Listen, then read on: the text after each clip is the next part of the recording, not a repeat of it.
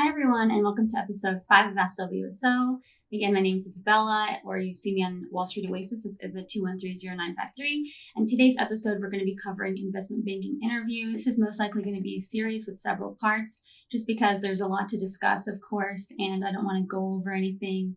But I also didn't want to put out like a super long video that nobody really wants to follow through on.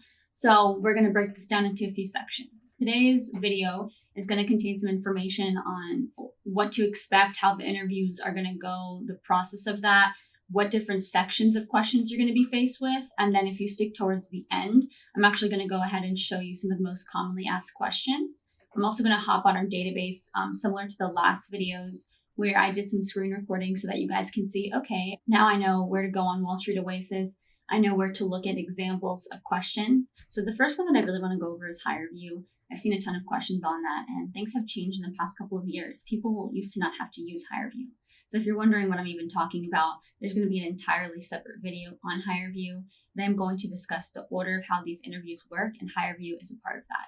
So HireVue is usually the first step in the investment banking interview process. Of course, this is standard at bulge bracket banks, but this doesn't apply to every bank, especially smaller ones. HireVue is basically a digital platform that the bank will send you, and it's like your first interview. And basically, it's kind of like you're recording yourself. So you'll just start the interview, you're recording yourself on your camera. You can physically see yourself, and then a question pops up. And the timer's on, and you have to answer that question and then go to the next one. So I've actually done a HireVue interview before. I did feel a little uncomfortable doing the HireVue interview just because you can see yourself. So it's a little weird. You know, when you have to go to the next question, you're like, you have to like zoom in and click the button, and it's like super awkward. So that is something we're definitely going to go over. But that is the first step to the interview process that you guys are probably going to go through. And once you pass your HireVue interview, then you can move on to the next round. So the next round is most likely going to be your in-person interview. And that in-person interview is going to have two main sections to that. So the first one is going to be behavioral, and the second one is going to be technical.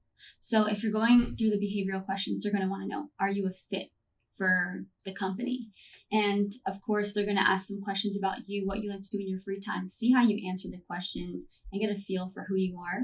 Because at the end of the day, a ton of people might have the same level or more experience for you. So this is your chance to differentiate yourself and, give some personality to who you are. Everybody has a different interviewing style. I tend to be kind of bold, I guess, in my interviews, where I kind of I don't dominate the conversation, but I'm very upfront in what I think and, what I want. I think that really shows, because that's usually some of the feedback I get, oh, we really like that you were like this. So if you have a certain niche area that has worked for you in other interviews, you might want to do that. Of course, being professional and respectful at the same time. So for the behavioral questions, we're going to go over some samples of that, and I'll insert that footage right here. Alrighty, everyone. So like I mentioned, you're going to want to go ahead to Wall Street Oasis, log in. Of course, I'm logged in right here, and then head over to courses. Now, if you don't have any courses, this section isn't going to pop up, but you're going to have all of these options. So we're going to use the investment banking interview course today. And because I have access to it, of course, all I have to do is go ahead, click on it, then double click here once I've downloaded it. And this is going to be the zip files. Now, when you open the zip files, you're going to have access to this PDF. It has a ton of information on it. And this is going to be really helpful for our video today. So of course, it's going to go over through some of the basics, being on time, getting dressed the correct way, etc. And if you guys want to learn more about that, feel free to download this. Additionally to that, it's going to go over preparation a little bit, as you can see. And I'm going to go over some of the most asked questions with you guys, because I think that that's what everybody really, wants to hear.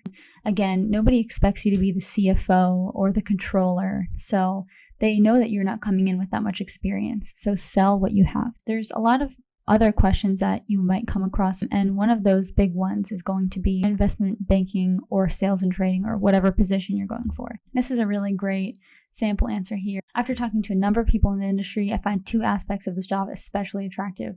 First, I see it as an incredible learning experience. I know that with the number of hours I will be working, I will essentially be gaining 4 years of work experience in only 2 years. I will also learn so much so fast, and this job will prepare me for anything I decide to do for the rest of my life. Additionally, I expect to thrive in an environment where I'm rewarded for my performance rather than just showing up. I look forward to having the chance to take on responsibility at an entry level and prove my value, the quality of my work. I know this job can be extremely difficult, both physically and mentally, but I am ready for the challenge. So like I said, that kind of goes over all the cornerstones. You were saying why you can do it. You know it's going to be tough. You're not mentioning money, but you're showing your enthusiasm and your tenacity, and that's what people want to see. This is what's going to differentiate you from someone who just walks into the interview and is totally clueless and lost. Now, you might want to know what investment bankers do. That is gone over as well. So there's a sample answer here. Like I said, you are going to want to, probably go through this whole PDF.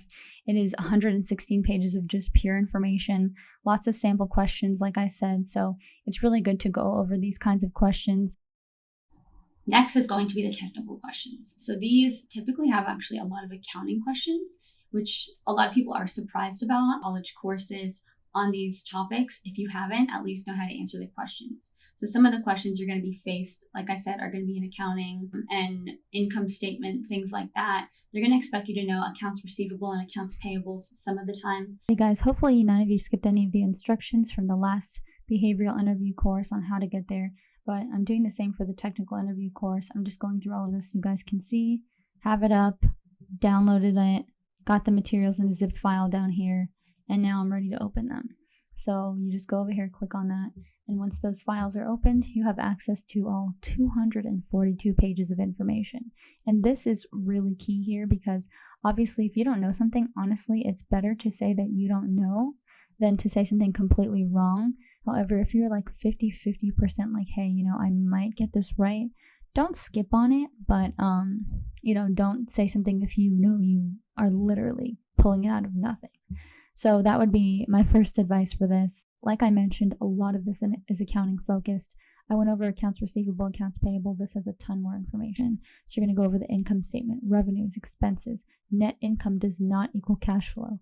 Assets equal liabilities plus shareholders' equity. This is all basic accounting. However, these are going to come up in questions that they're asking you. This is a sample answer I can go over with you real quick.